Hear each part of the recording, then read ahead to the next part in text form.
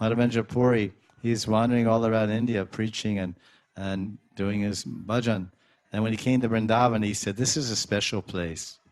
Vrindavan is a special place. And I've heard through the history that in Vrindavan, I've been all over India, I have not seen, but I heard in Vrindavan you can see Krishna. Vrindavanam prityaja paramekam nagachati. It says in Padma Puran that Krishna, a few places, Krishna never takes a step away from Vrindavan. Parityaj. Parityaj means to reject or to leave or to leave behind. So he never takes one step out of Vrindavan. So Krishna is always here.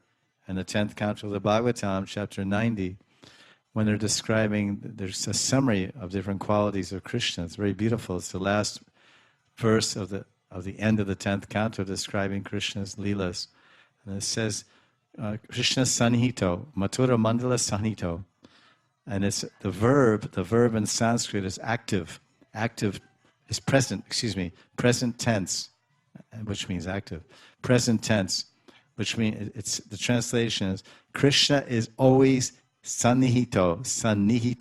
Krishna is always living in Mathura Mandala. Then and now and forever.